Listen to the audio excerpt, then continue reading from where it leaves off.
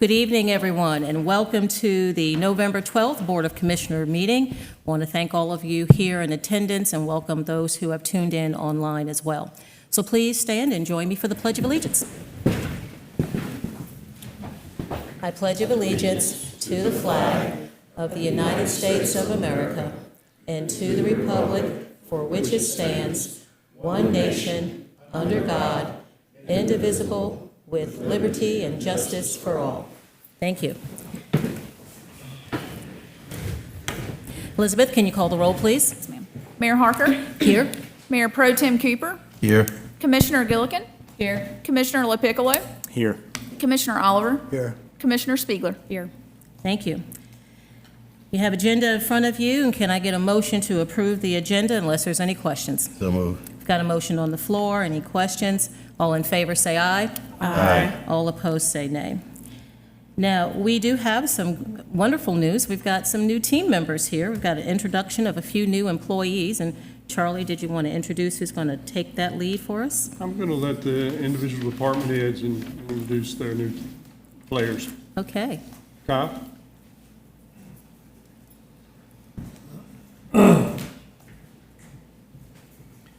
Mayor and Commissioners, I am pleased to introduce this evening Mr. Brad Fockler, who is our new code enforcement employee. He started today, so he's getting introduced in the right way, having before you this evening. Brad comes to us from Gettysburg, Pennsylvania, so he's had experience working in historic areas. He's also worked in engineering firms and also surveying. So he brings a wealth of experience. We're glad to have him. And the other thing that I love about having Brad here with us is that he actually lives within our planning jurisdiction. So the rules that he will be applying, he has to live by as well. Okay. So that's that's a really good attribute to have. So, but I'd like to introduce Brad Fockler. Mr. Faulkner, would you like to say anything? I just want to thank you, manager and commissioners, for the opportunity to serve my community. I love it here. I've been coming here for a long time.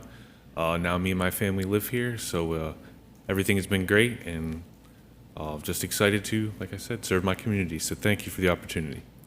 Well, thank you very much. Welcome. We all welcome you. Thank you. And Chief Tony Ray?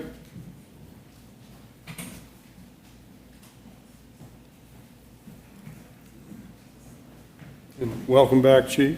Thank you. Madam Mayor, Commissioners, Town Manager, assembled community. We, in the 1st of September, the Fire Department had a very competitive and hiring process where to get ourselves up to full staff, we had to make a few hires. And I wanted to take an opportunity tonight to introduce you to them and also to announce one promotion we've had over the last month or so. I did get a notification a few minutes ago. My 3rd firefighter would not make it here. Russell Toohey, he is out of town. He's en route, so if he does show up, I'll slide him in later. First, I'd like to introduce Chris Vega. Chris You have comes to come closer, Chris, so we can take a good look at you. Can't see way back there. Don't be shy. Hello. Welcome, welcome. Excellent. And Zach Ruffin. Both of these are graduates from the Crystal Coast Fire Academy, held at the community college. Okay. I'm very proud to have them with us. As I said, Russell Toohey is our 3rd. He's a local guy. I actually grew up on Ocracoke, and so we're very welcome to have them. Our 3rd, the next announcement, we had a recent promotion to senior firefighter from one of our firefighters that was hired approximately a year and a half ago. So Jason McCoy, who's been a valuable asset to us, getting promoted to senior firefighter, which is a career development program we have. It takes a lot of effort and everything. I want to congratulate him and congratulate our new employees. Well, welcome right, aboard and congratulations, congratulations, Jason.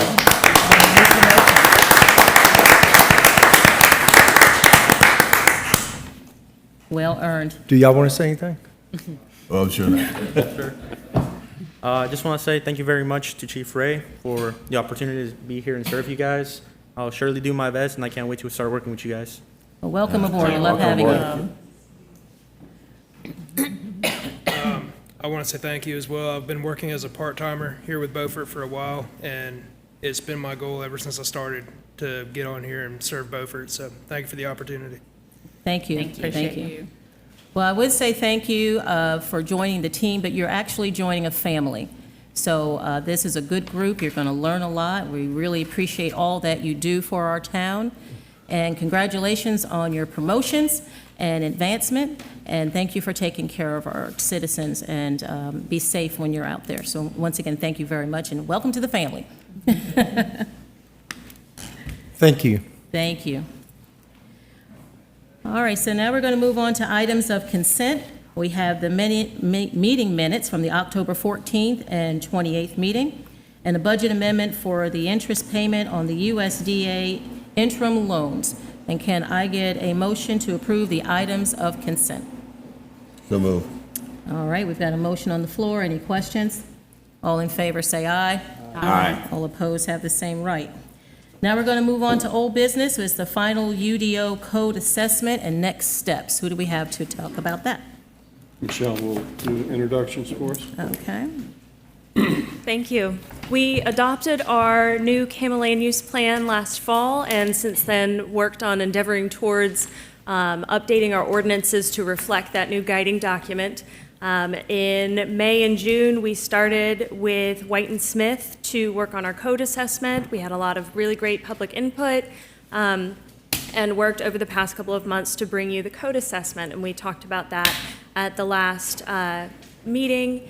And we have the final version before you tonight and discussing the next steps for that process. So without further ado, I have Tyson Smith. Welcome back, Mr. Smith. Good to be back. Thank you very much. Hope you all doing okay tonight on this beautiful night. As Michelle said, we're here to wrap up this phase of the process, and what you've been provided is the final code assessment. I know we've got a few more comments. If we need to make any tweaks, we can certainly do that.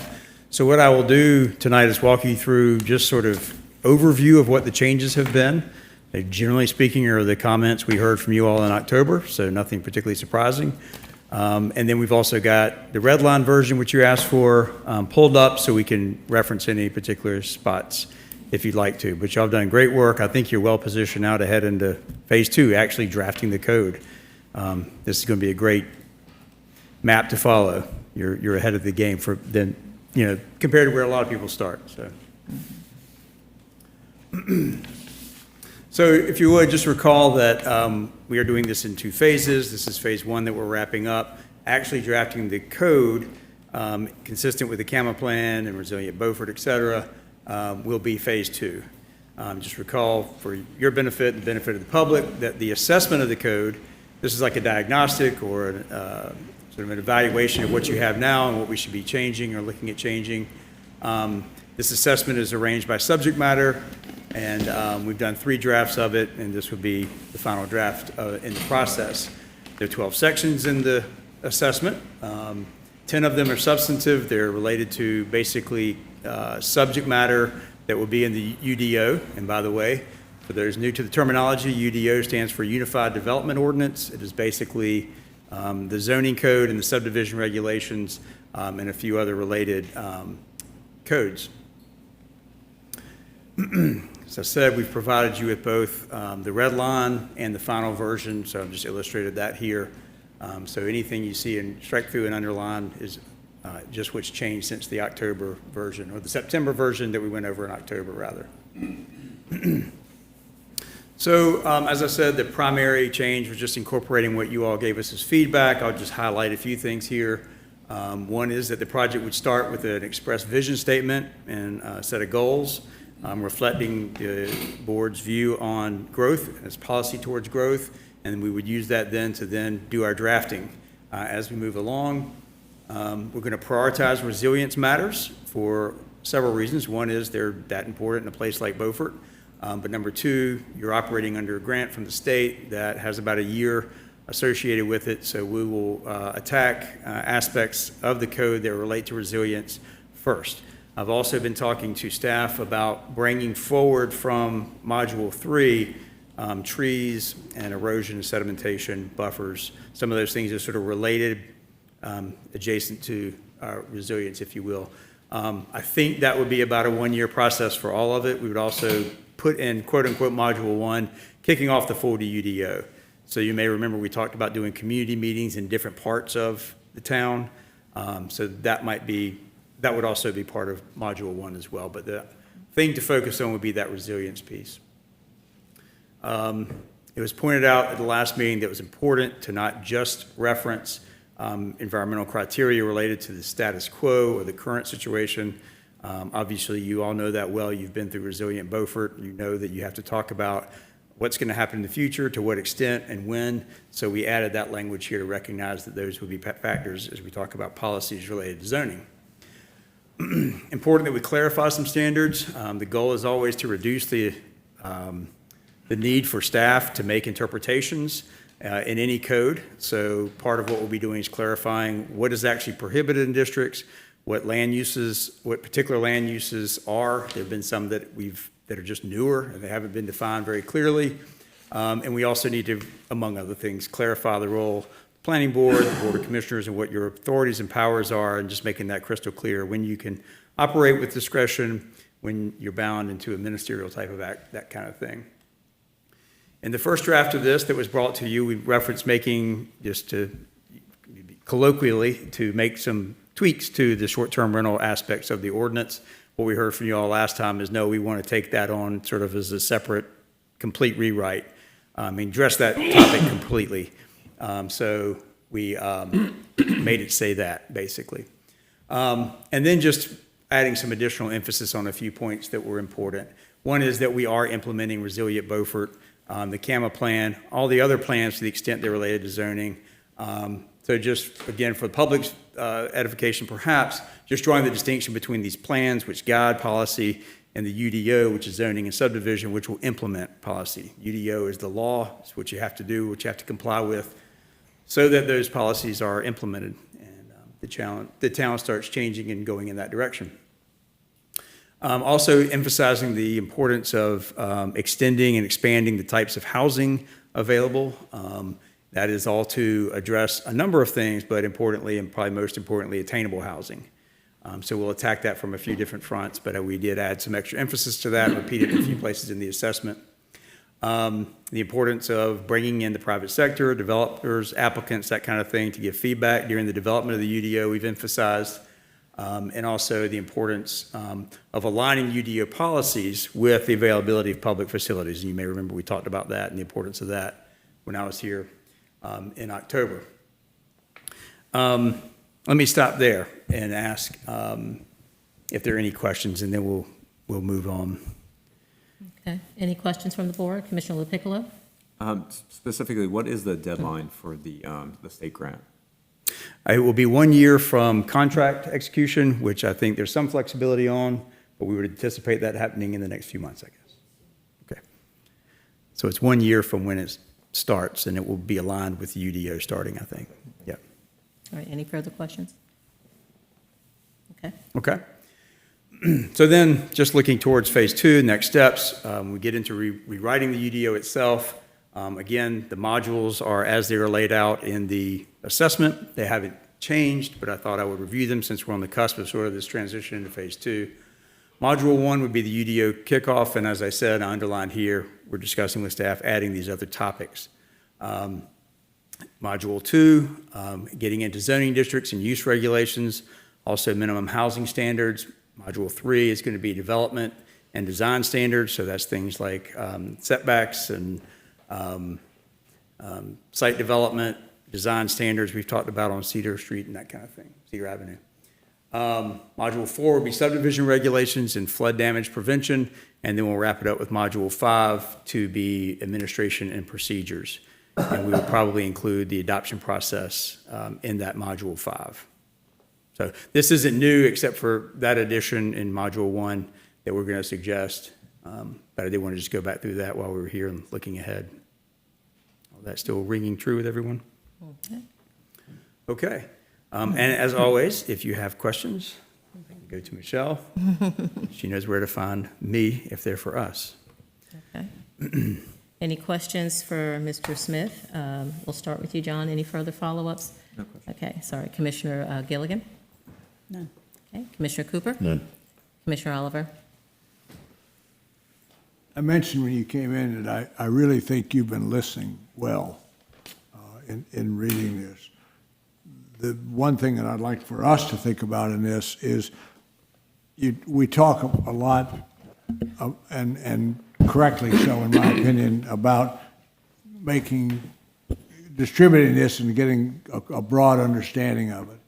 And I'd like to know kind of specifically, as we look through this particular draft of this document, what we could do to broadly have this studied and the community to make sure that we're really reaching all corners of the community.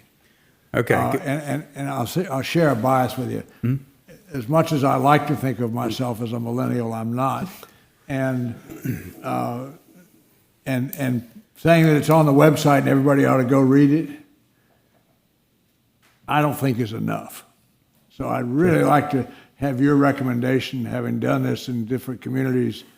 I mean, do we have to go so far as to circulate this document and mail to all of our registered owners in the town? I mean, what's the real way to make sure that we don't miss anybody or anybody's comments? Sure.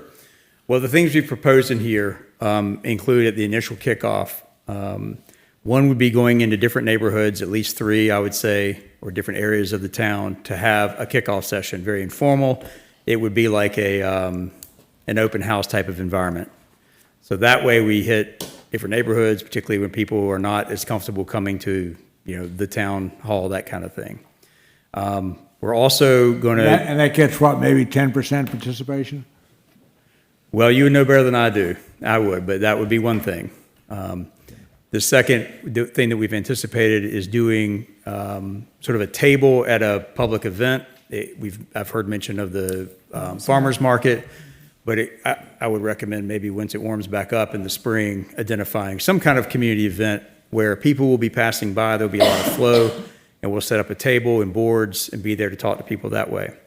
When it comes to making documents available, I think that one of the things we can do instead of mailing the document might be to mail postcards, something like that, to make people aware of it. Making it in hard copy available wherever you think that makes sense. It can be at town offices or the library or private sector places or non-governmental organizations. Again, and you described this on page 27, and I commend you for that. Yeah. I'm just wondering if that gets to people that it's so important. I mean, there's nothing more important than home ownership and our community in this thing. And I'm just urging anything we can do to for outreach on that. And I respect what you said on page 27. Sure. But I'm enough of a millennial that I just think that we may have to just get back and block and tackle, because this is key stuff. This is the future of our town. Absolutely. Well, and this is not written in stone. If we need to adjust as we go, we can. I know. And one other thing I was just going to ask, have you all ever made announcements along these lines by putting an insert into utility bills or anything like that? Something to think about. Most people get them. Some people still get them. Right. I mean, I hate to go through all this and then have people call and say, where'd the hell did this come from? I mean, we really needed outreach. Okay. So that's my message. Okay, very good. Loud and clear. Okay. Commissioner Spiegler. I just want to say thank you. I know I submitted a really long list of comments to you last time, and I really appreciate the work you did incorporating those. So I want to say thank you. I will also second Commissioner Oliver. I think I was going to say the same thing. I think it's really important that we stay on top of the community engagement for this process. Like Commissioner Oliver said, this is the future of our town. There's a lot of great recommendations, as was just said, but that's going to be vital. We don't want to get to the end and people say, what is this? Even just the past few months, I'm not sure people were aware enough even that this codes assessment report was going on. And I know it's just the starting point, But even that idea you just said about postcards, I think that's a great idea. I think the more, the better in this case, because the more work we put into the process going through it, I think that's going to result in a product that's more likely to be accepted and approved by the community, and that's what we all want. So I think those are very good suggestions. Another thing that I noticed as I was reading through the latest draft, and I hadn't really noticed it the first time y'all were here, is that I don't think the ETJ was really mentioned at all throughout the report, and I started thinking about that. And I think, so I don't know if I have a suggestion right now, but I know that a lot of our undeveloped land is in the ETJ. Yep. A lot of it is very vulnerable land, and we didn't really specifically call it out in this report. I don't know if that's going to come later when we do the UDO. I just thought that was something important to note and maybe start thinking about that. It's probably so much in our mindset that Yeah. we didn't maybe not distinguish it in places well enough. But if we get back into the document, we can do that, but that certainly is part of it. Okay. Yeah. So I just wanted to bring that up. And then I did send you a couple comments. Just had a couple quick comments. I know these are things we're going to continue to talk about as we move forward, but the requirement or the wording about the environmental impact statements and whether we're going to maintain that as an option for the planning board, I think community input would really help with this too. I think that is very important to our community, is to have the planning board be able to do those environmental impact statements and to think about making sure that we're getting the input from the state agencies and the federal agencies before the projects are approved by the town. I think that's going to be very important, and I love to hear what the community input is about that. I know it's written in a way in the codes assessment where we're going to discuss that going forward, but I did think it was important to point that out. And then another point I wanted to bring up, and I know Commissioner LaPiccolo talked about this last time, we did put in this report that we would consider authorizing staff to approve preliminary and final plats, and I agree with Commissioner LaPiccolo. I don't think that that's something that we want for the community, and again, that'd probably be important for input, but I don't see that as a viable option right now. Highly support adding the tree ordinances and erosion and sedimentation, the buffers, moving that up, so thank you, I really appreciate that. That was one of my questions, where is the tree ordinance going to take place? So I think that's a great idea. Okay. I think that'll be good for our grant as well. And then the last thing that I was going to talk about is in section 11.1, the bullet that's about engaging with the development community and the design professionals. Again, I agree with Commissioner Oliver.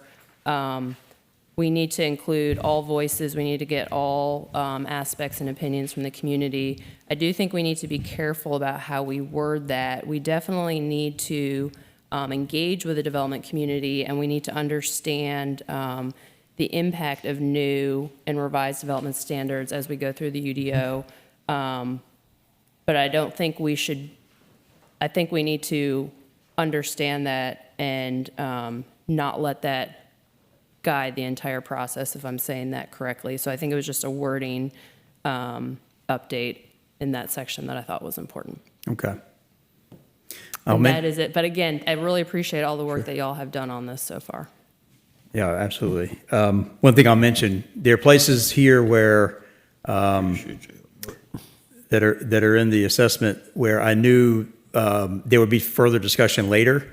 So if I say, for example, consider blankety blank, I wasn't equivocating necessarily, more than saying you'll see something addressed related to that. If the board, as a board, wants to take a position on those things now, that's great. It helps our drafting.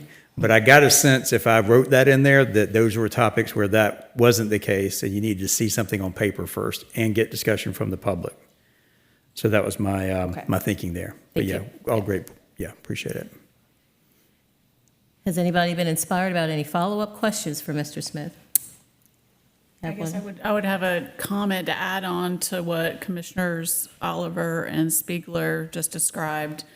And that is, think of yourself at home and getting a postcard about this, about getting feedback.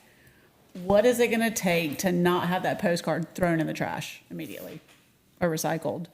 the first time that someone does not understand one topic, it's going to get flung into the trash.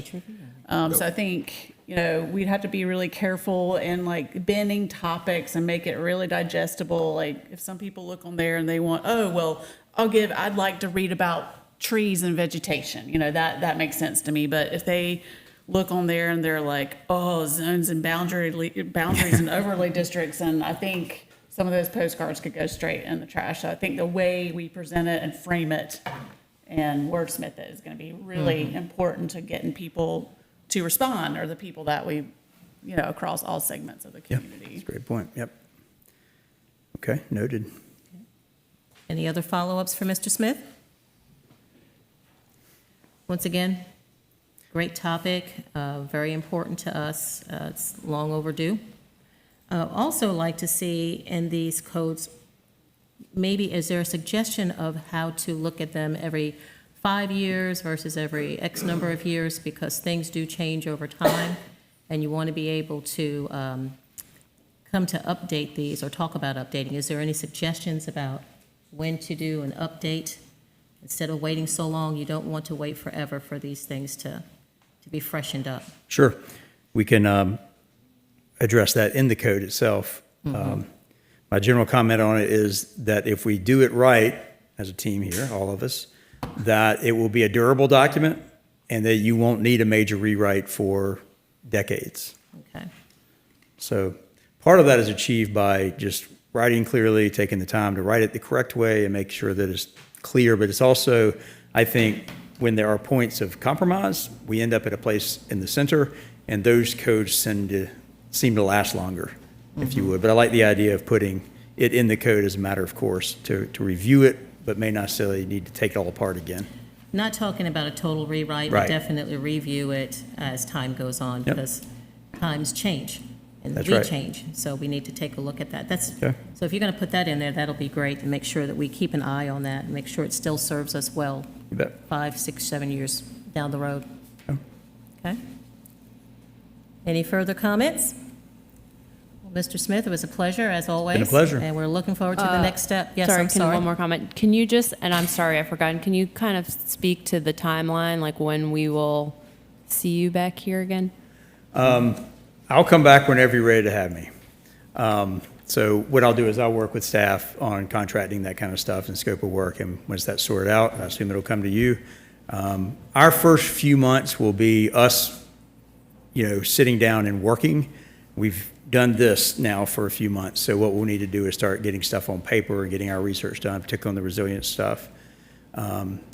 So, we could start doing that as soon as the paperwork's in place, So, but certainly January or so would be great.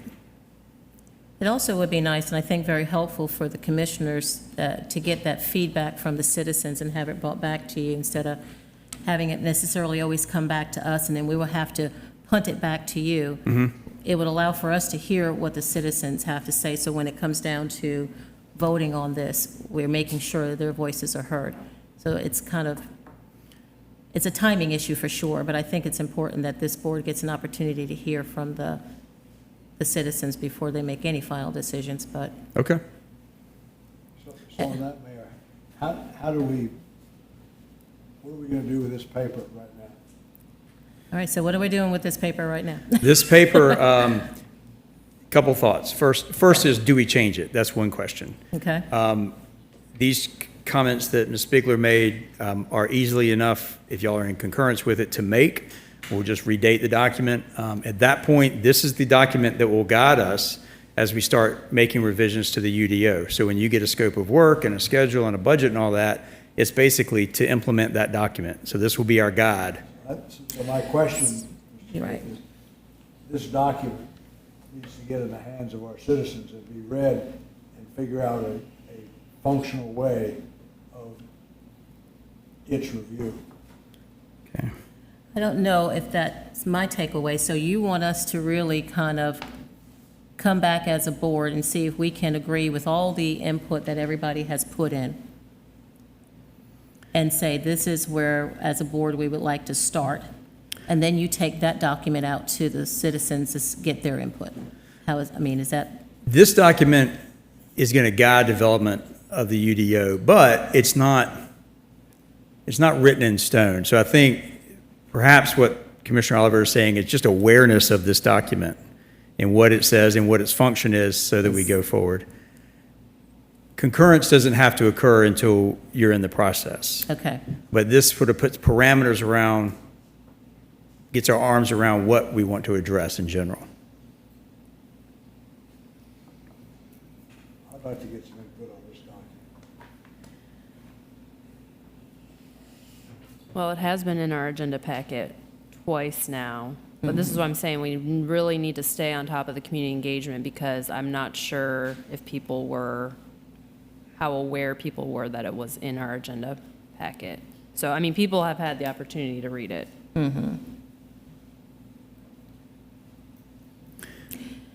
Yeah, we can go either way. I mean, be happy to keep it, Yeah, in a sense, keep it open. I think it's our decision. Yeah. I kind of think, I mean, because these aren't, I mean, if we see a hole as we start to develop this, we still have the opportunity to fill that hole with something that makes sense. I think once we start developing it, the public is going to have a lot more to say. I mean, we've kind of just developed I hope so. the outline. And this is not set in stone, so I'm not really concerned if the public doesn't have an opportunity to tear this up. I feel like it needs to be developed a little more thoroughly before they see it, but if it's, you know, majority rules, I'll be on board if we decide to. I think put it out, but- we're also just looking at, are there anything in this document that we've left out or missed that maybe the community wants to weigh in on? 'Cause we really haven't had a good amount of public input on this particular document. So is it worth just pausing for a couple weeks or so, put that out there, maybe have community input? If there's none, we move forward. A simple way to do it. Even if the community input is more of a community awareness. So if you have a community awareness approach about this document, this is where we are currently right now. It's in the process of being developed, but this is what it's about. This is why it's important, and this is why we're bringing it to you. So in other words, stay tuned. We're going to come back to you for some more feedback, maybe a community awareness of this. I know it's in the agenda. A lot of things are in the agenda. We get super busy. I'm hearing from both sides of the dais how important it is. Maybe it's a community awareness approach about this whole process taking place and getting people more from my Gen Z down here, that's you, you know, more from out of the computer and more in person. And then that way you can actually get some questions being asked too. Why is this important? Why are we doing it? What's it all about? Sure. Maybe at least one period in the newsletter to catch everybody's attention and ask them to pay attention to it. Again, I'm not kinky about it. I just feel that this is not, I just don't think it's broadly been read, studied, and thought about at this point. And I think it's, and I mentioned this coming in, I think you've listened really well. Oh, no, sure, I get totally what you're saying, yeah. I mean, I think you've really listened well. There's a lot of stuff in here that really makes good sense and points the right direction. You know, so I'm very much supporting what you've done to date. I just want to make sure that the community really has an opportunity to digest this, and if there's any big red flags on it, that adjust it early before you go off in hibernation for a couple of months and work. And again, whatever this board side says, I'm fine with. I'm like you. It's not a showstopper for me. Okay. And I believe it might have been lightly touched upon in the newsletter. It's not probably to this level, as a matter of fact, that we're meeting about this. So it hasn't necessarily come out to be, you know, small executive summary, this is where we are, that kind of thing. It's been touched upon in the newsletter, but not in a very huge way. And we could always start there and then work our way up. How about that, board? Yeah, I think awareness in the Okay. newsletter would, yeah, I think that's very appropriate. All right. I think by consensus, we'll do something, and I guess we'll work with staff, we meaning you. Just me. I'm listening. Mr. Staff. Mr. Staff here.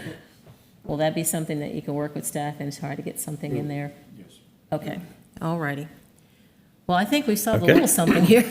Okay, very good. And I'm happy to help with drafting executive summaries or newsletter language or anything like that. if That's Okay. helpful. And something to make it pop, bring people's attention to it, Okay, instead of being stagnant. we can do that too. All righty. Thank you, Mr. Smith. All right, thank you all. It's been a pleasure. Appreciate your time. there Is that anything else? something that we could also, I'm looking at our page now on our project updates, maybe on our website, maybe highlight that a little bit more as well? On Because the right now, when you project go, updates? it's Okay. all the way down at the bottom of the list, number 8. Mhm. So maybe just bring it more to the top.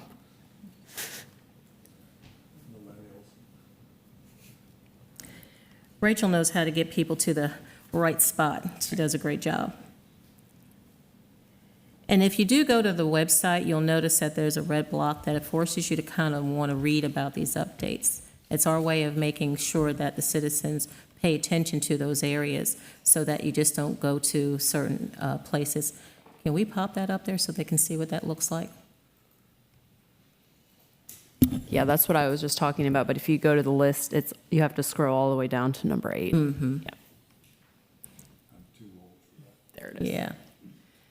And when you first log on to the website, there's going to be a red attention that says read about these projects. And it's by design to draw you there so that way you can pay attention to all the great things that are going on here in town. It won't work for you, will it? I think I've been on the website so much today. My show and tell is busted. But trust me, it's there. It's a red sign that says read about this. All right, so unless there's any further comments, we're going to move on to public comments. Anybody sign up for public comments? Okay. Joey McClure. Mr. McClure?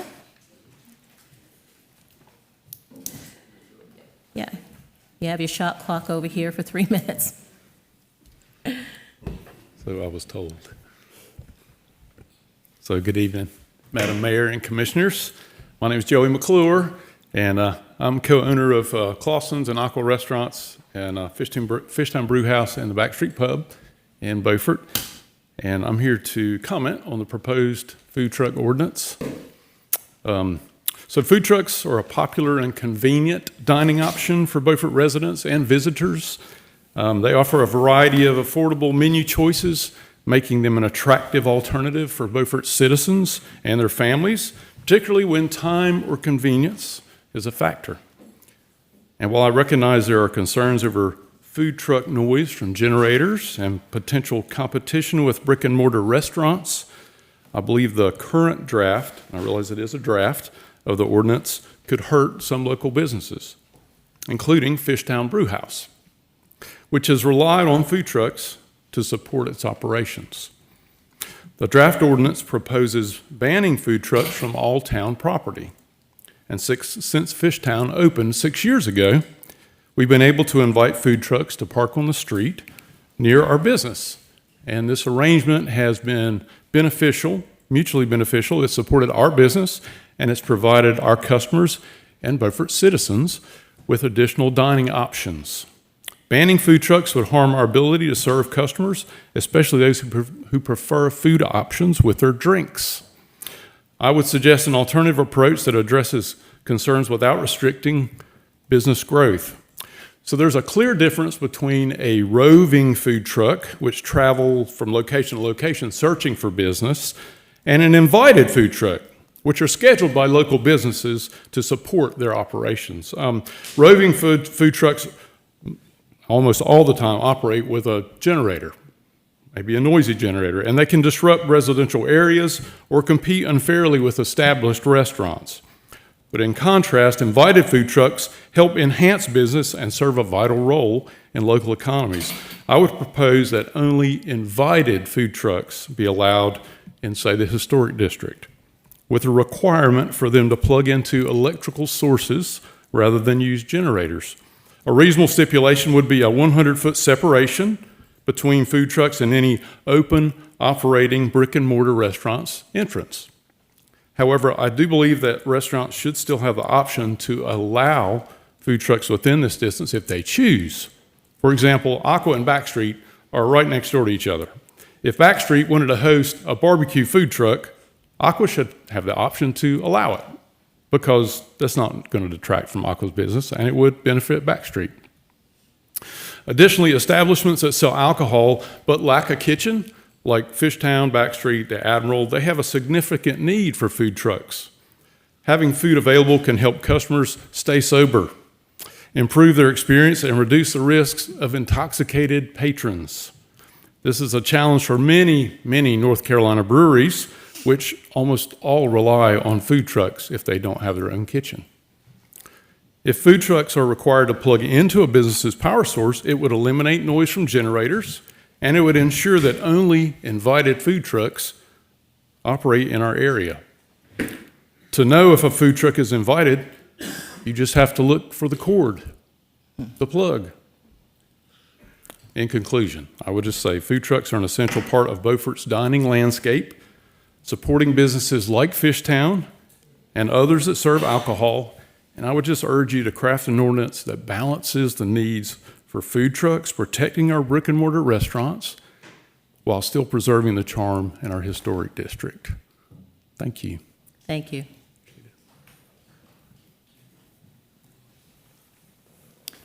Ray Cotterman.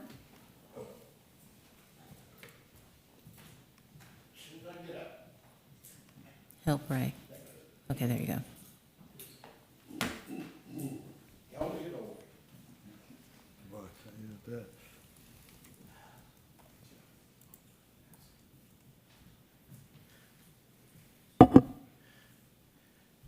My name is Ray Cotterman. Excuse me. I live at 208 Fairview Drive in Beaufort. I purchased this house 30 years ago for $65,000, believe me or not. So you know it's worth a little bit of money more than that. When I moved here, there was a big woods behind me. Beautiful woods. It's gone. Now I've got houses. But I'm not complaining about that. I happen to think that Streamline is doing a fabulous job in what they're doing. They're building nice homes, nice shrubbery, trees, and a lot. So I'm not complaining about those folks at all. I know that progress is here. My complaint is I've got an 18-foot easement at the rear of my house. I have asked the city 2 times now to clean it up. The last time I asked them, there was some black tar paper, you know, how they separated, I don't know what it's for, between that and Streamline. And he suggested to me that I should go ask Streamline to remove the tar paper. Well, hell, that's not my job. That's the city's job. If the city wants to put me on the payroll, fine, I'll do it. So, like I said, I've asked him 2 times to clean it up, and to no avail. So I've sent the mayor an email one time on this, but I have no gripe about email. I don't know if it ever gets there or not. So, folks, that's all. Thank you very much for your cooperation. Thank you. Thank you. Do we have his information, his phone number? Mr. Cotter? Mr. Cotter? Can we get your phone number? Yes, you can. Can you hand that, get your phone number so that we can reach out to you?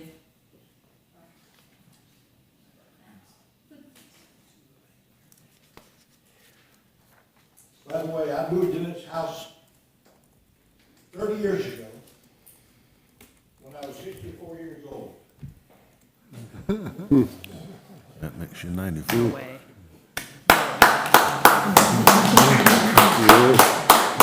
Good for you.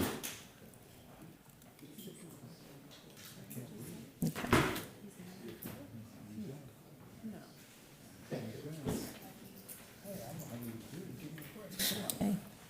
Thank you. Is there anyone else signed up for public comment? All right. Now we're going to move on to new business. is the authorization to advertise for professional services for the waterfront. Charlie? Thank you, Ms. Mayor. At your October 28th meeting, you as commissioners adopted the Beaufort Waterfront Operations and Finance Committee's waterfront plan recommendations. And contained in those recommendations were a variety of public services that we need to procure. So what I'm asking you for tonight, or bringing to you tonight, is kind of a blanket request. And the reason it's a blanket request is there'll be a series of requests for proposals, or requests for qualifications, or requests for bids, et cetera, that we will be going out with. And each step along the way, you'll be aware that these are being let or being advertised. But what I'm trying to do is not have to come in and crowd your agenda every time we're getting ready to put a new proposal out on the street, but then advise you that we're doing that. When we get the responses in, we bring those back to you for your review. Nothing happens without your approval. I'm just trying to example. I anticipate this coming week that we'll be going out with a request for qualifications for underground fuel storage tanks. That will be, we will be receiving qualifications from interested firms or entities over the next 28 to 30 days. Once we receive the interest, then we'll determine which group or which company we will sit down and talk with and negotiate with on price. It will not initially be price, it will be, who's qualified to do the job. But meanwhile, fast forward within the next 7 days after that, and there'll be a request for proposal going out for professional services. These professional services may be for individually, or it may be collective. I'm leaning towards collective, where we'll be seeking firms that can provide us with engineering, architectural, grant writing, and other professional such services. The engineering could be, designing the utilities for docks, or it could be the cap on a bulkhead, or it could be the boardwalk, et cetera, et cetera. And architectural could be the new shower facilities and those types of things. If I include it in one advertisement and then say to the respondents, you can respond to any or all in your response. So if I'm a grant writer, I might just respond to the grant writing piece. But if I'm an engineering firm, and we know this, that a lot of engineering firms have grant writing capabilities within their organizations. So they may say, okay, we're gonna jump in with engineering services and grant writing, and we're gonna get an architectural partner. And then come in with one proposal that kind of meets the needs looking forward. But it's not just the needs of the waterfront, because although this would be an architect that's gonna design a dockmaster's house and maybe new shower facilities or something like that, they could just as easily design, I'll put in a plug, a new police station. So, moving forward, you can thank me later, Chief.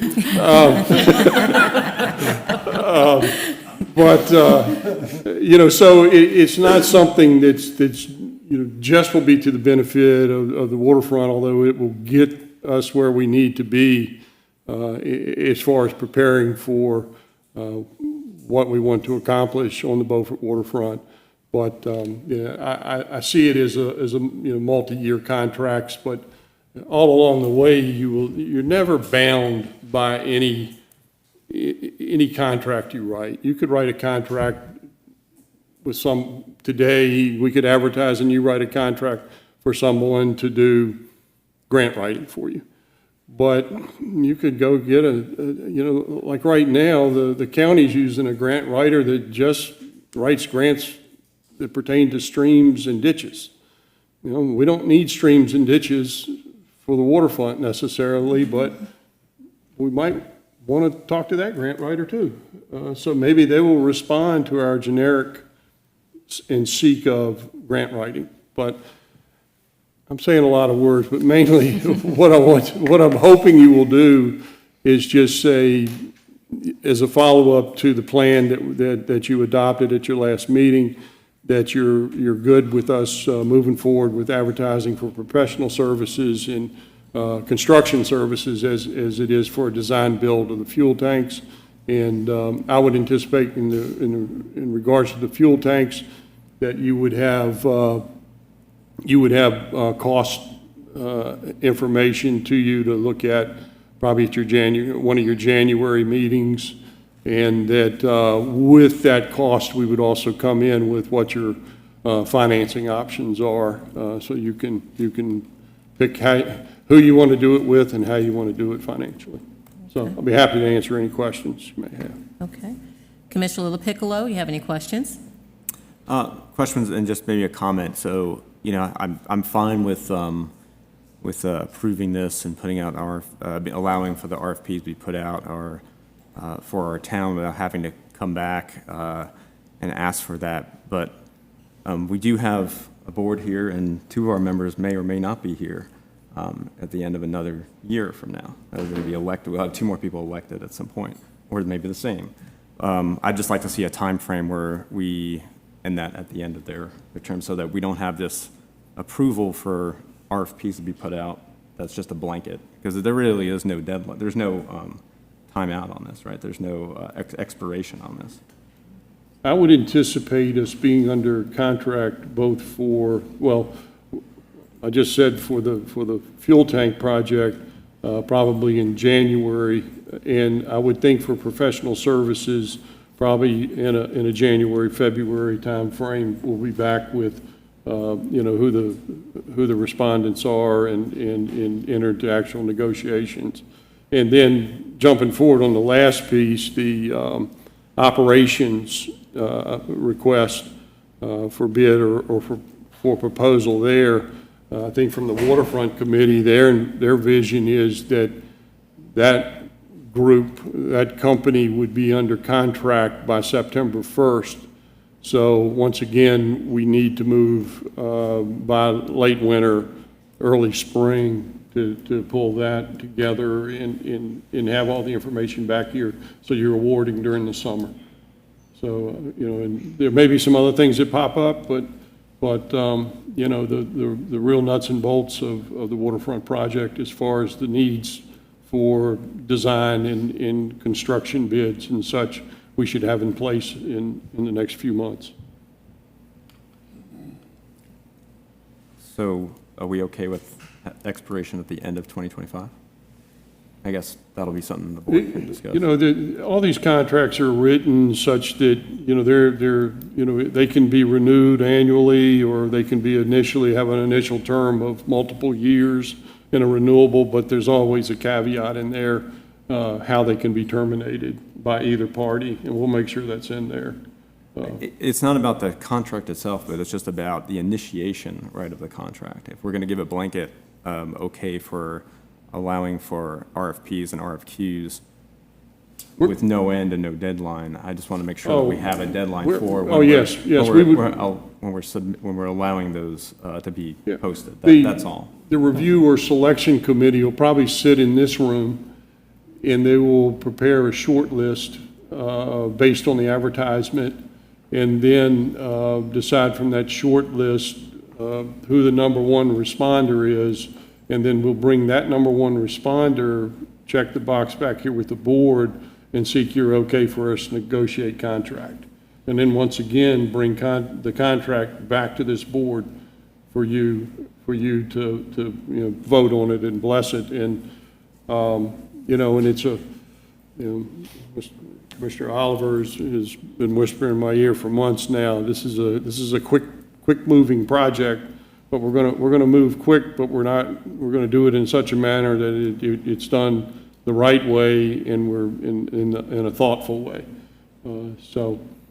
We've got the benefit of some previous RFPs and RFQs that the town has put out before. We're in the process now of freshening those up And then there's a whole network out there that if we need an RF something for a project, that there's other localities that have written similar things, and we can acquire those and edit them to suit our needs.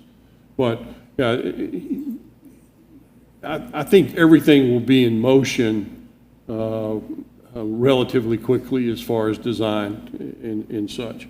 And some of the design aspects, and I'll defer to the commissioners that chair the committee, there's certain aspects that don't seem quite as imminent, like dock replacement, I'll just say that. But, it is imminent to look at underground storage tanks, because all indications are the current source on the waterfront will not be available come January of next year, not of 25, of 26.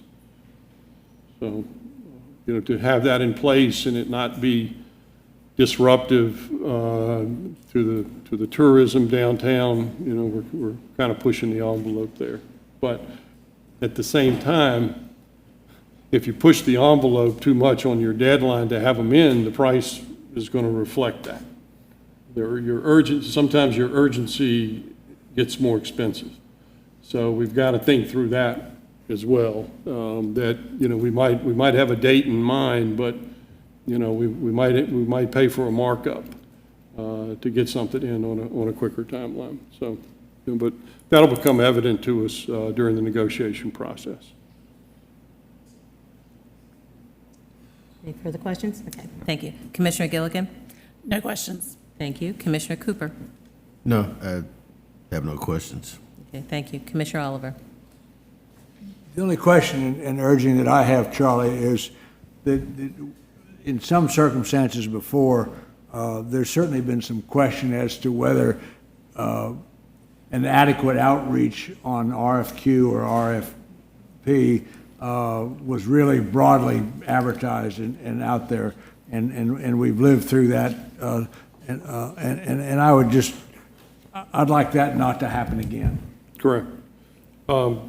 Some of the committee members that have been looking at the request for qualifications for the underground fuel tanks, I think have already started some of their own networking in that regard. And my only word to them was, please do not reach out until I tell you the project's been advertised. That's the bottom line. And you can shake your head on that one too, that we don't want to be inviting people to a project before we've advertised the project. But I just want to make sure that we have no embarrassment that we haven't advertised what we want to do. Correct. We want to get out there strong and heavy. I don't care if I have to dance on the street and do it. I'll do whatever it takes. Oh, don't want to see that. And there we are. How much, Melvin? Not much. Okay. Yeah. Thank you. Commissioner Spiegler? Sorry. I don't have any questions. Charlie, want to say thank you. I know you've been working hard on this, some of our committee members, and just really appreciate your effort and your staff's effort, so thank you. Yeah, staff is really helping pull the weight on this one, and I appreciate that. Okay. Unless there's any further questions, can I get a motion to authorize Charlie to advertise for the services as requested? I'd make a motion that we give Charlie to advertise for services. Okay. Any further questions? All in favor, say aye. Aye. All opposed have the same right. Okay, now we're going to move on to the Beaufort Waterfront Operations and Finance Committee, the BWOF Committee update. I'll introduce Commissioner Spiegler. She's the chair of the committee, as well as Commissioner Gilligan is the vice chair. Chair? Thank you, Mayor. I believe we've had 2 BWOF meetings since our Board of Commissioners last met, and I just want to say thank you to Commissioner Gilligan, who took over running both of the meetings because I was under the weather, so really appreciate that, Commissioner Gilligan. And because of that, she's actually going to give the update of what happened at the past 2 meetings. Okay. Thank you. And actually, Charlie gave a big part of the update in his last agenda item. So thank you, Charlie, for that, for taking on the heavy lifting for that. So the last two meetings held on the 30th of October and the 8th of November next door in that room. They focused on implementing the waterfront plan put forward by the committee that was approved by the Board of Commissioners last month. We've started pulling together a timeline for the operations side of the project, and timelines for the finance and construction and other aspects will be coming soon. On the finance side of things, we are working on a BRIC grant letter of intent. That deadline was in October. It has been extended to December 20th. There are a few committee members that are editing what was already drafted by our grant writer, and we're interacting with the state DPS to understand a few things about the ceiling of the award and some possibilities to automatically get our letter of interest forwarded to a federal competition, which has not been the case in the past. So looking forward to submitting that and hopefully getting invited for a full application in the beginning of 2025. Craig Sousa and others are close to submitting the federal paperwork needed to establish a nonprofit organization that can accept tax-deductible donations for the waterfront project and other projects in town, including parks. That is an organization that is not going to be connected with the town. It's going to be a standalone 501c3 that supports town projects. And of course, there may need to be agreement between the two, some kind of MOA or MOU in the future. But that's going to be a standalone nonprofit, and Craig and others outside of the committee are working on establishing that. So that's not a town entity, and that board will come from outside of town staff or board members. We are still planning on submitting a legislative appropriation request by the end of the year. So Dexter Matthews is taking the lead on that. On the procurement front, I think Charlie covered that pretty well.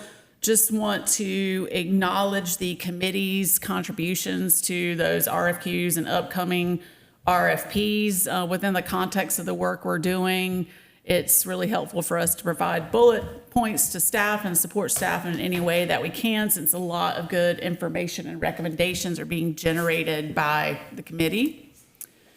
Related to the fuel RFQ, some of you that attended the last committee meeting may have heard that we are having the discussion on whether to go with diesel only or gas and diesel, with the acknowledgement that the public's desire through the recent or several months ago charrette is to have both. But there are concerns and opportunities. So at Friday's meeting, we're going to try to answer some questions that we posed about both options and try to come to more of a consensus on that. And we'll soon be ready to make a recommendation to the board on that. Student engagement, Craig Sousa and Ted Morris have been having discussions with Tracy Mancini at the community college about how students might engage with this project, perhaps conducting some type of economic impact analysis, or she came up with a whole list of other opportunities where students might be able to participate or even serve as some sort of ambassador. So we're looking forward to possibly developing some of those options and working with those students in the future. And last but not least, Weymouth Tillett brought up, well, why don't we just grab some feel-good, low-hanging fruit and talk about naming the docks, what we will call the docks in the future. They're currently called Beaufort Docks or Beaufort Town Docks on the VHF. And we discussed that and came to consensus that Beaufort Town Docks would be a recommended name to come to the Board of Commissioners. That can be, voted on tonight, or we can leave that to another meeting. nonetheless, using Beaufort Town docks in our legislative requests and other funding opportunities would not be wrong currently, because that is a name which is associated with the docks right now. So the committee wanted to go ahead and put that forward since it was a full consensus of the committee, and just get your reaction to that this evening. Okay. All right. Thank you, Commissioner Gillikin. That was a great update. Do you want to do the discussion on the Beaufort Town? I have just two quick updates to add to. Yeah, oh, please, go ahead Okay. and add your updates. I just wanted to, so at the last meeting, Commissioner LaPiccolo, you asked a good question, I think, about the condition of the docks. And our committee member, Vic Vasilino, who's in the audience, he followed up with the commissioners afterwards in an email, and I just wanted to share that information for the public as well. So back in the Moffett and Nickel condition assessment from 2022, that report, Moffett and Nickel did review the condition of the docks, and Vic went back and looked through all the information. So they divided it into the docks into two parts: the concessionaire's dock, which is at the east end of the basin, and then the Beaufort docks. And they estimated that the concessionaire docks need minor maintenance to extend their service another 20 years. And then they looked at the other part, the Beaufort docks, and they said those likely have a remaining service life of 10 to 15 years, which is consistent with the average design life of a floating dock system. So I know there's lots of really good information in that report, and it kind of got buried. So I just want to say thank you to Vic for following up with the commissioners afterwards, and wanted to make sure that the public had that information as well. And then the only other update I was going to, well, two more updates. The next one is, we talked, I know there was the discussion about community engagement as well at the last BWOF meeting, and we are also thinking about how do we make sure that we get input on this. And so one of the things we're going to do is in an upcoming Beaufort newsletter, make sure that we have an update about the docks as well. But we're continuing to think about that and make sure that we're getting feedback from the public. And on that note, our next meeting is this Friday at 12 p.m. right next door. So again, anybody who wants to come, we encourage people to participate. And those are my last updates. So now we can get back to Commissioner Gillikin's Beaufort Town Docks. And I will say I also voted for this. I really like that name. I really like having town. It signifies that this is a really important part of our community and that it's a municipal waterfront. Are you? So we can decide tonight if that's the name that we would like to adopt, with the acknowledgement of any legal considerations that may need to be. Are we checking the copyright status on that over there? Well, let's see if anybody has any questions. We'll have a conversation first while legal is checking that out. Okay. Commissioner LaPiccolo, what is your concerns or questions or? Oh, I mean, I'm not sure if it's a rush to do. I think probably to look into that as well, but it sounds like a great name for it. I would be in favor of that as well. As far as at the last meeting, we talked pretty decisively about how we needed to move forward quickly with the fuel tanks and getting the fuel tanks in the ground, and probably even doing possibly core sampling and so forth. Is there any update regarding that as far as location, the core samples, and how we're going to move forward with that? Because that was the most pressing issue in the last meeting.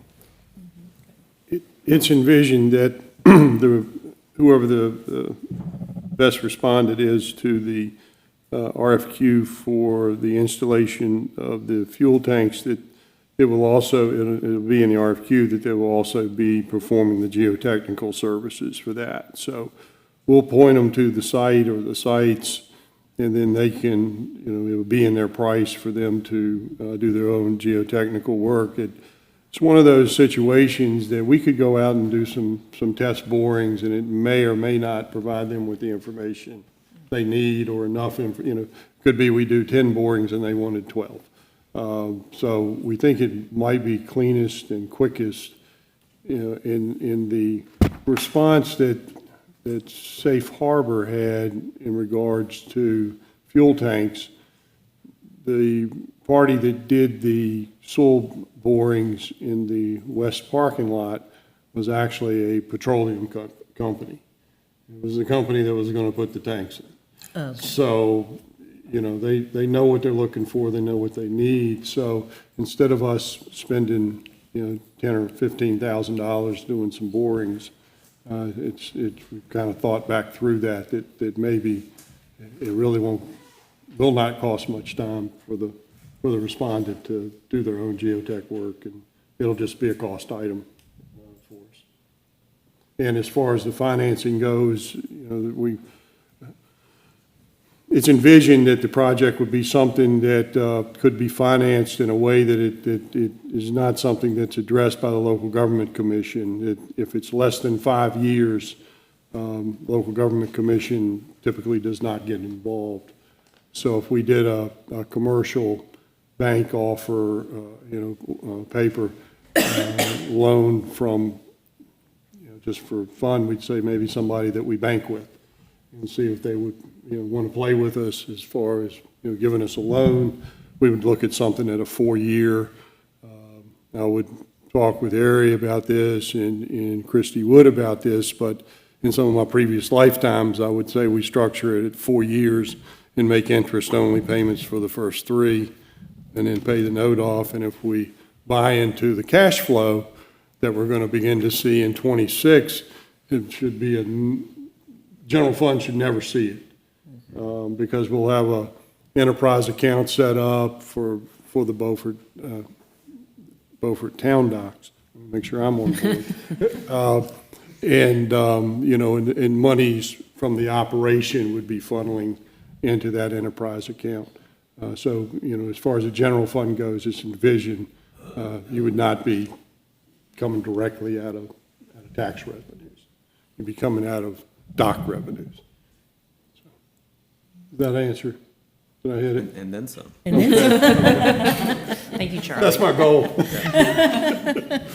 Ari, you got competition up here.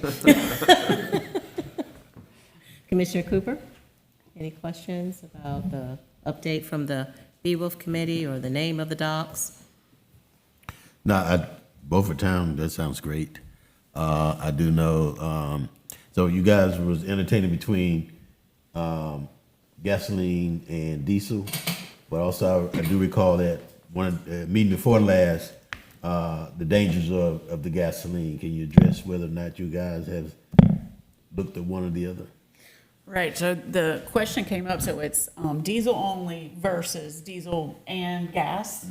And some of the concerns were safety and the possible increased price of liability in the form of insurance, which we don't have fully answered, but some kind of superficial information points to that. It may not be that much of an extra expense. Also, may incur a larger investment on the side of like maybe having a dedicated employee on that gas dock tending to the gas.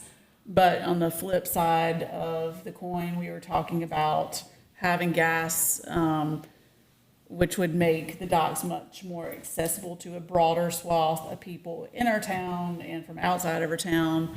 Also would help us be more agile in our disaster preparedness and response, having access to our own gasoline, because right now we only have access through the county and another location for us, right, to do. It's Speedway, isn't it? County and Speedway are the two places. But as we know, we only have one gas station, and that's a little scary when you think about disaster. So that could really support us getting some of these grants that are out there. And it costs, going against the tide and following the no-wake zone about 35 minutes up to the boathouse to get gas. Also takes a bit of time to get up into the Gallants Channel area to get gas. And I also think we need to consider, or the committee acknowledge that, there are ferries that get gas downtown right now, and that may be a consideration for them. So, some questions that are still out there. So we really haven't come to a consensus, but on Friday, we think that some of the questions that were put out there may be answered, and we may be closer to a recommendation about which scenario to go with.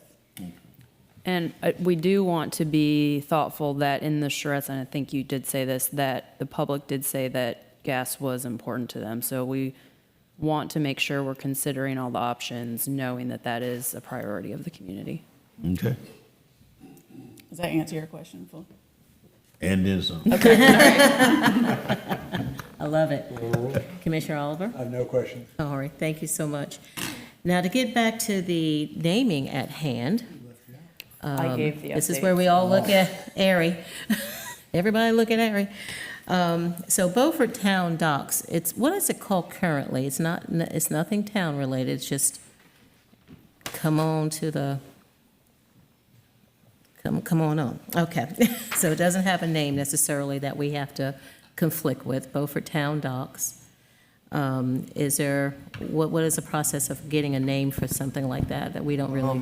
Well, I mean, I definitely, if the board approves of the name, I would simply have a motion that the docks be named, designated as the Beaufort Town Docks, and then, that'll be certainly formal board action and symbolic in some ways.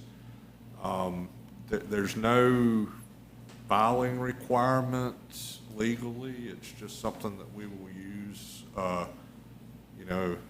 as we describe the docks, possibly some kind of trademark or copyright, but, we can look into that. But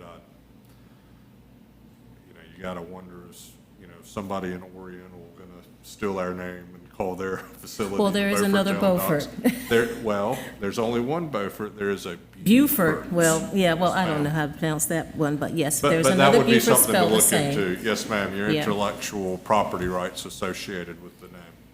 And are we spelling town, traditional town or old school town with an E at the end? My vote would be traditional. No E. No E. I know you want to Too throw a wrench in confusing. there. I like the E Keep at the it end simple. myself. The E is rather fancy. Real rather fancy. My vote would be to keep it simple. Keep it simple. I planted a seed, what do you Yeah, think? you planted a seed.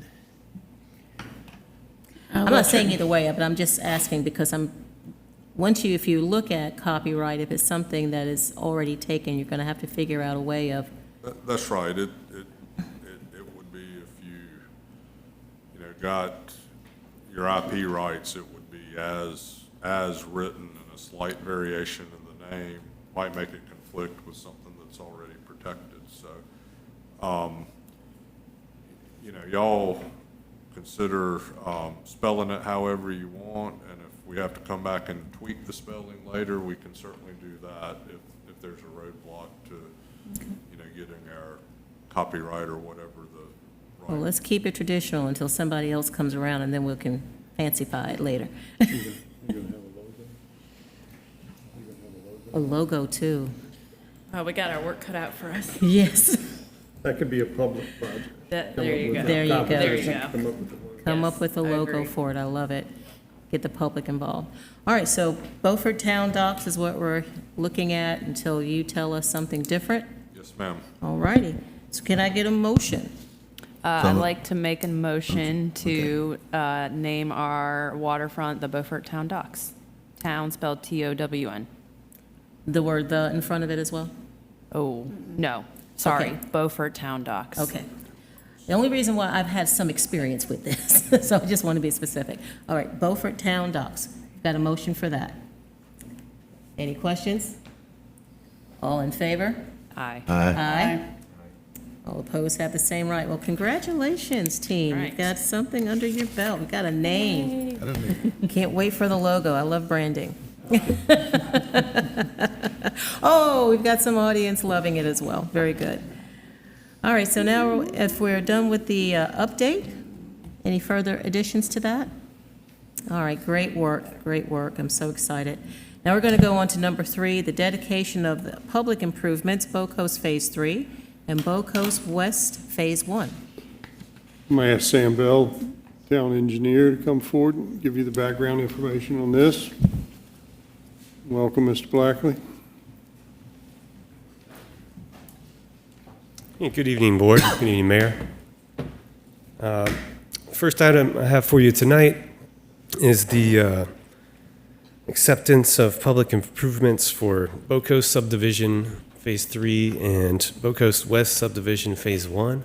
This is for the underground utilities of both parts of that, water, sewer, stormwater, and a multi-use trail that's part of the BOC West subdivision.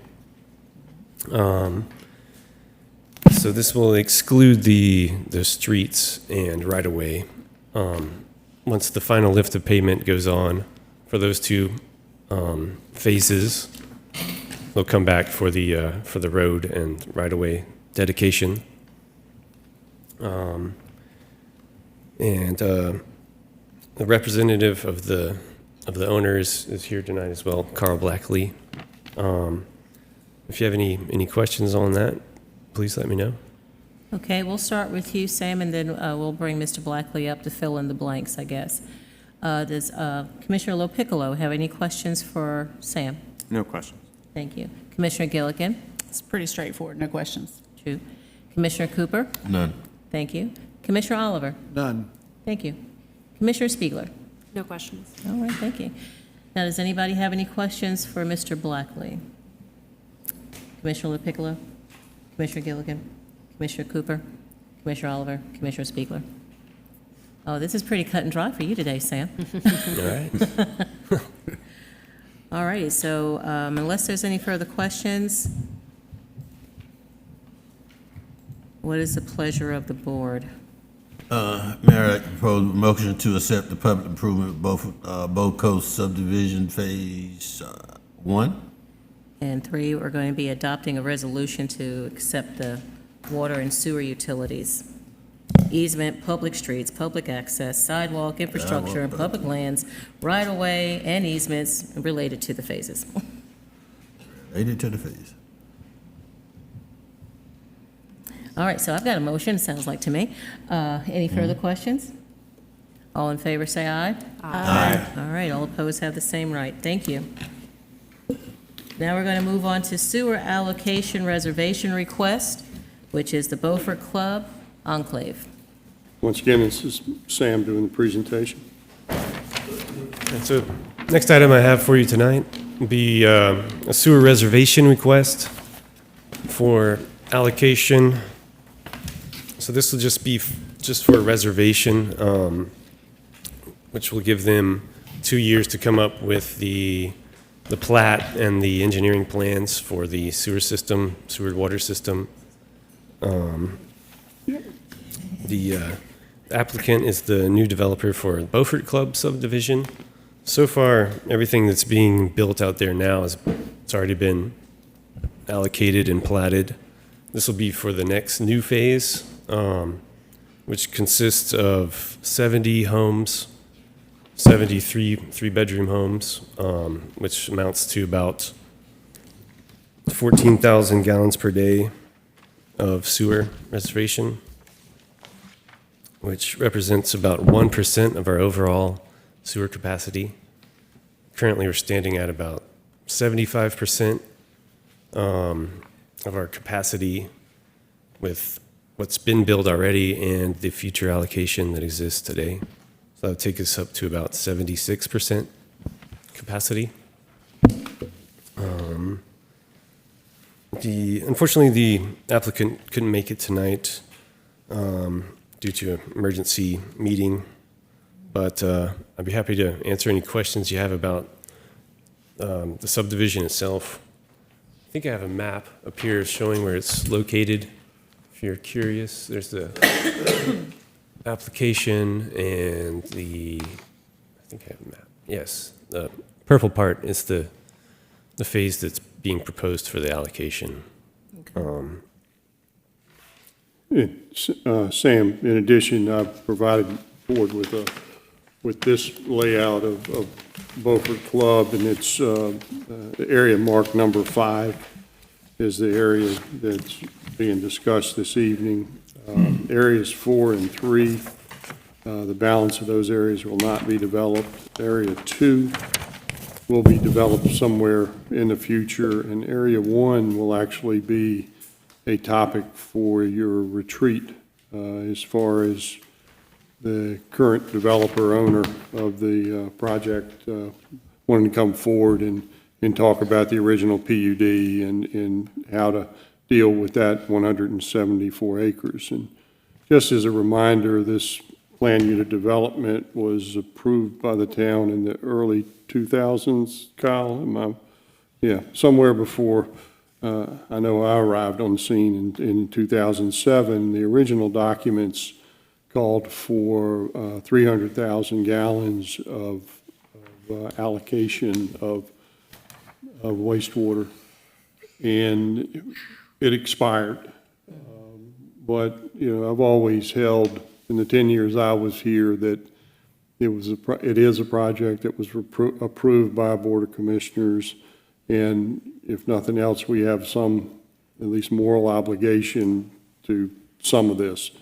I think it's a welcome opportunity for the developer to come in and want to re-talk and rethink the northern half of this project and give us the opportunity to maybe get some inroads there for participation that some other developers have done since then in infrastructure. But Mr. Said, and most notably his engineer, was scheduled to be here but could not.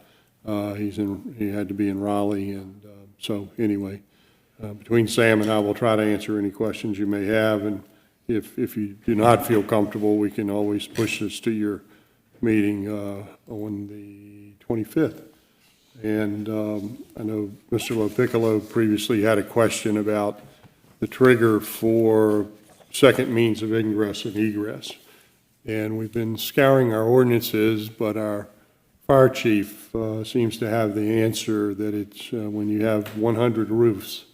So when we have 100 dwellings out there, then according to current codes, and those current codes could change in the next 6 months, but we're not at 100 homes built. We will get to 100 homes built during this particular project. So that would be the trigger there. And the reason for the reservation is before the developer goes to spend the money to have it designed, they want to know that once they have it designed and they bring it forward through the planning board and this board for approval, that the sewer's there for them to access. So that's kind of the egg that needs to be looked at first. So, like I said, Sam and I'll be happy to answer any questions you may have, and if you want to delay it, we can do that as well. Okay. All right, Commissioner Lopiccolo, you have any questions for Sam? No questions for Sam. I would just want to reiterate, I agree. I think we need to look into participation in infrastructure. We've had other developers in our community. I know even the BOC has participated in helping pay for a wastewater plant, and other developers as well. And I want to make sure that I believe that when this plan first came on, that there wasn't any participation. And now that that's expired, I think that that it would be in the town's best interest to ask for that participation. And I also am concerned about ingress and egress. I mean, currently for the Beaufort Club, they have one access point, and during large storms with flooding on Highway 70, it can be quite treacherous to get in and out of that point. So I would really want to stress placing another point of entry and exit so that the community can deal with that when they do have those types of events. So that's very important to me. That's all. Thank you. Okay, thank you. Commissioner Gilligan? No questions for Sam. Commissioner Cooper? Give me the name of the developer again. Mr. Said? Charlie, do you remember the name of the developer? I thought it was in the application. It's quite different from the original, I mean, Beaufort developer Beaufort Investment Holdings LLC. I'm sorry? Beaufort Investment Holdings There it is. LLC. Yeah. And they're requesting how much sewer? 14,000 gallons per day. 14,000 Yes, sir. gallons per day? Yes, sir. That's about 1% of our wastewater treatment plant capacity.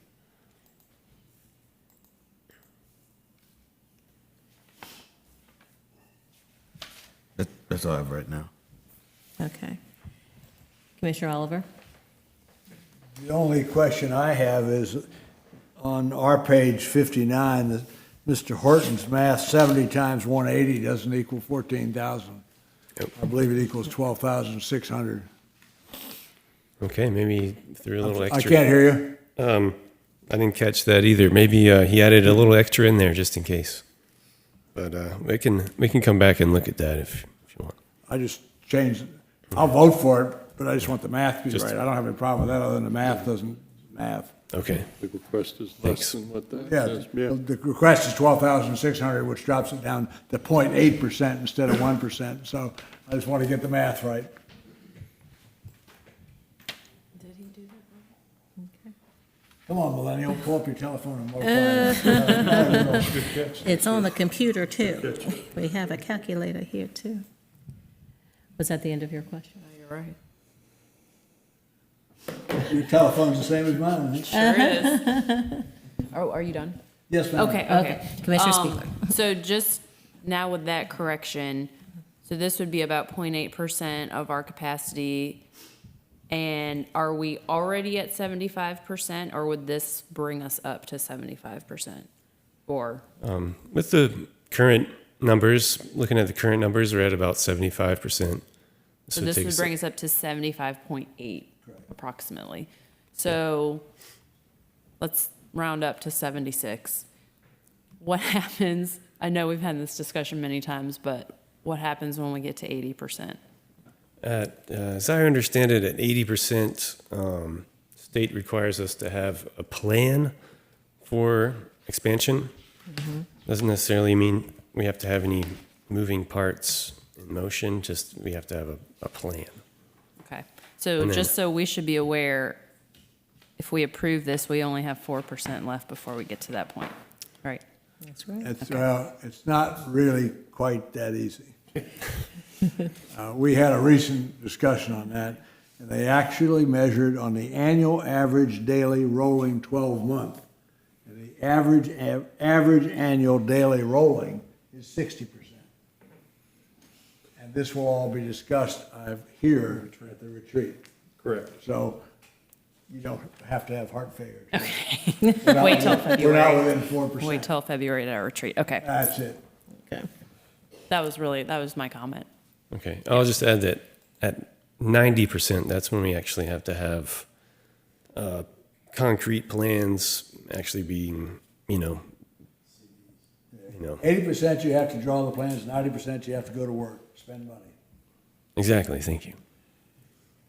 Been there, Commissioner Arlen, done that. Been there, done that. So Commissioner Arlen, you said we were actually, with this particular plan, we're, in figures, we're what, 60%? In my opinion, In your opinion? having talked to some people that in our, and studying this more from the discussion we had from a board meeting a couple back, our rolling 12-month report, which is what keys the 80% requirement, we are on that requirement at 60% today. But that doesn't include the reservations Well, it that actually- still haven't, or not. No, it actually, that one's on flow, which is another compounding question. It's actually the daily annual measuring rolling average today is 60. When that figure gets to 80, we've got to buy a set of plans from somebody. But the 60% is on flow, The 75% is on reservations, but they don't measure that, is what I am told, when you drill down into it. And so we are going to address that at the retreat. That's Okay, okay. Very That's good. what I was told. So In you addition, think, we're gonna so spend some you time on it. think that we can basically assume that we have 15% INI? It has nothing to do with I&I. That's a whole nother question. And we have a hell of a lot more than 15%. Wow, our retreat is going to be fun. Oh. We have about 90% I&I, but that's a whole nother question. Okay. All right, so now that we've had that lively discussion, and a very good education, the rolling of the time frame and some updated information and numbers. Based on that, any further follow-up questions? Has that inspired you to ask any further questions before we either take a vote on this or choose to table it? Well, I did hear No-go. town manager saying that 4 and 5 is a no-go. Is that correct? That's correct. That's correct. But 2 is a potential? 2 is still on their radar. Still on to their be radar? developed at some point in time, not imminent. But 5 is the Has it one. been said approximately how many homes could be in? It looks quite extensive. in Yeah, terms- I wouldn't put too much credibility into those sketches because, housing type could change or any number of things could change there and timing of it could change. The main thing is that area number 5 would be something you'd probably see at the planning board as far as the plats in probably late winter, early spring, and here sometime after that. And meanwhile, you're going to have a retreat, and they're going to come in and talk to you about the rest of the property. So you're going to have a better vision of what they've got in mind and what is doable and what's not, and what they bring to the table.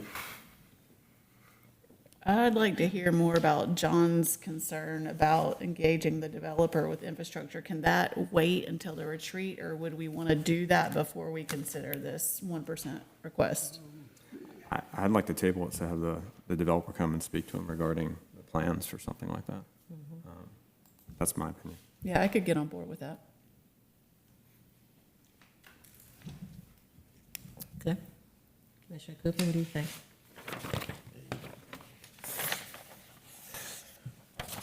I agree wholeheartedly because I just never been a very good at this Gold Coast period. Oliver? Can't hear you, madam. Commissioner Oliver, Just keeping comments to myself there. you've But- got a little building of consensus here about waiting to hear from the developer before approving this. What do you, What's our policy on that with a reservation of sewer without plans? So far, policy is they can request reservation, which is good for 2 years to produce plans and plat. And they have to pay a fee also, do they not? It's in here that they have to pay 20% of the total sewer development fees. So that would That's come, not refundable if they never come.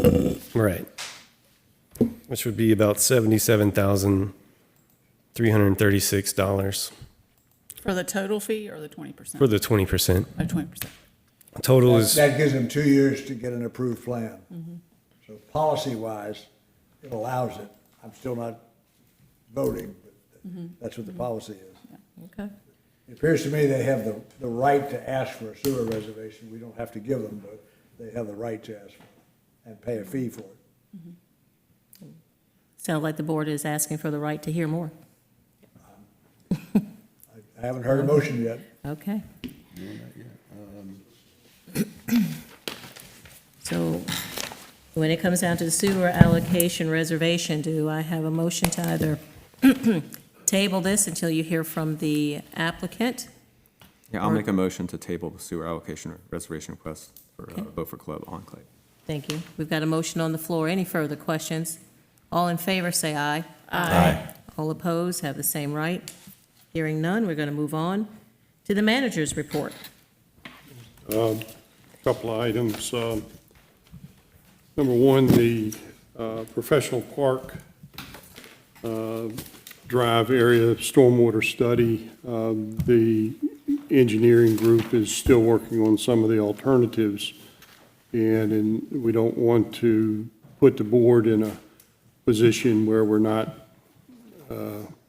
we don't give you proper time to look at the document before it moves forward. So that's a long way of saying that we want to delay the public meeting until the latter part of January so that pushes it back about 4 to 6 weeks to make sure we've finished the study, presented the study to this group, to the board, and that you've had the opportunity to see it before we have a public meeting out there. Second item, I guess to make our retreat more fun, we need your help, board, to come up with topics that you'd like to talk about. So far, it's on, we have 2 topics right now. One is Beaufort Club and one is sewer capacity. Been asking staff if they have other topics they want to put out there too, but those 2 topics we'll probably do the sewer on the first day and then hear from Beaufort Club or any other such development or potential development on the second day so that you have the information. And the last item is a request, I guess, when we go back to the Beaufort Club developer and they're going to come forward and provide additional information, I need help on what that information is that they need to be providing to you. So you don't have to decide that tonight, but if they're going to come on the 25th, we need to be able to, as a staff, communicate to them what it is that they need to tell you to possibly move this forward or not. Okay. Thank you. That's all I have. All right, any follow-up questions for Charlie through the manager's report or any updates that you're interested in? Commissioner Lopiccolo? No follow-up questions. Okay, thank you. Commissioner Gilligan? None. Thank you. Commissioner Cooper? So they're coming to the work session this That would month? be my anticipation. They're anxious to find out if they has a reservation or not, because they have their current builders out at Beaufort Club that if they can get lots approved in the next 4 to 6 months, they can keep the builders. If they don't have lots to be built, the builders are leaving and they lose their momentum. So are you asking if we presently have questions that we want to ask and give them to you? So yes, that'd be great, so that their agent or the developer themselves can come and and work with you on what it is you need to decide a definitive yes or no on it. On the reservation. On the reservation. On the reservation, yes. Yeah. Yes. Okay. You're still going to see a plat that comes through the planning board at some point, and you'll act on that as well. But before they pick a number, before they spend a couple $100,000 on developing the plans for this section of the development, they want to know if they have sewer or not. If they don't have a reservation for sewer, then I guess they'll make other decisions. I can't tell you what those are. Can I ask you a question, Charlie? When you said that the 100 home capacity then triggers the fact that then they need an additional ingress or egress for the property, what's the enforcement for that? So at some point, do then the building permits go? Chief Ray will address that for us, because I was thinking it was in our development ordinances in past history. I couldn't remember where it was, but it lies in his domain. Commissioner Piccolo, we operate under the 2018 North Carolina State Fire Code. And in the 2018 North Carolina State Fire Code, it calls for 100 basically rooftops. At that point, it calls for a second means of ingress, egress. On July 1, 2025, we move into the 2024 fire code. We looked it up again today, and it still calls for the 100 roof. Now, as any code or any ordinance like that, there's going to be caveats for in and out as far as adoption or how that is carried out through code enforcement officials. Okay? But that's where our trigger points come from, is the North Carolina State Fire Code. So that was my question. So what is the enforcement? Does that automatically stop the issuance of building permits? Does that, where, at what point, if the 100 homes are built,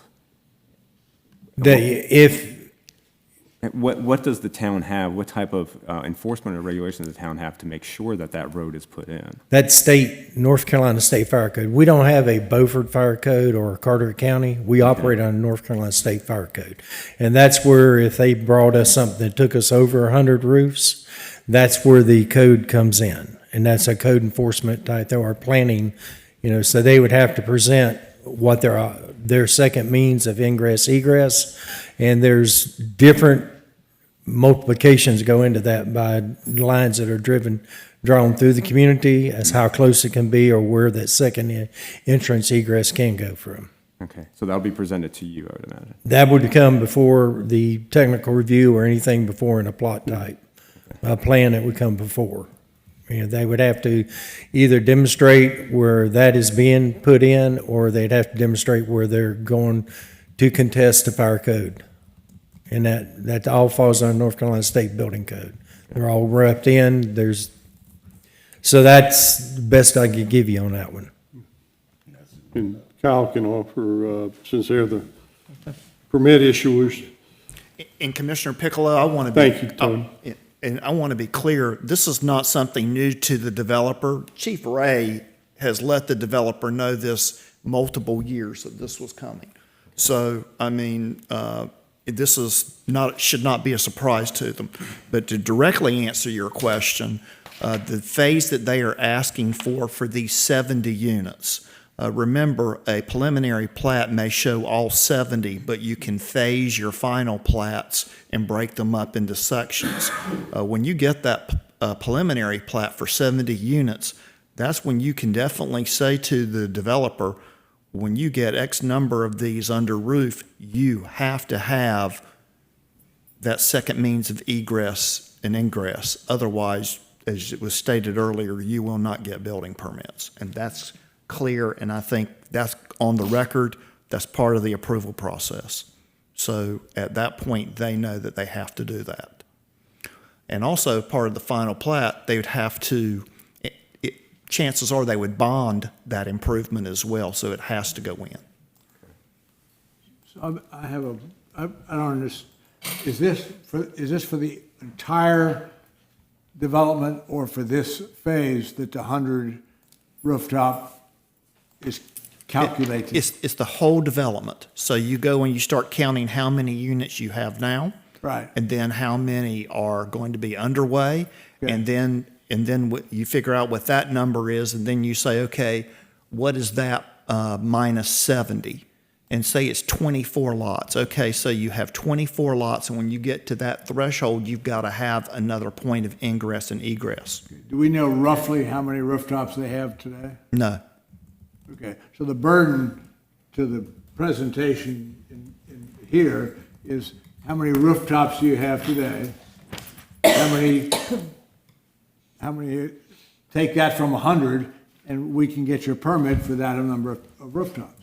Am I following on the entire project? Your math is close, and I didn't use my smartphone, but your math is close on that. Okay. So you're not too far off. Okay. Thank you, sir. Yes, sir. So the limitation is that they have to have a second entrance at the time that they exceed 100 rooftops in the entirety of the project. Correct. Got it. Sorry to be slow, but No, sir. I think it's after my bedtime. You know that, Commissioner. I think that's fine, and Mayor, and especially since this is on, being recorded and so forth. I think it's good that we've had this conversation. Any further questions? That's all. Thank you. Thank you, gentlemen. Thank Appreciate you. it. Thank you. Commissioner Gilligan? Any questions? No. Commissioner Cooper? No. All right. Guess you got all of yours out, Commissioner Oliver? No, Commissioner thank you, I did, Madam. All right, Commissioner Spiegler.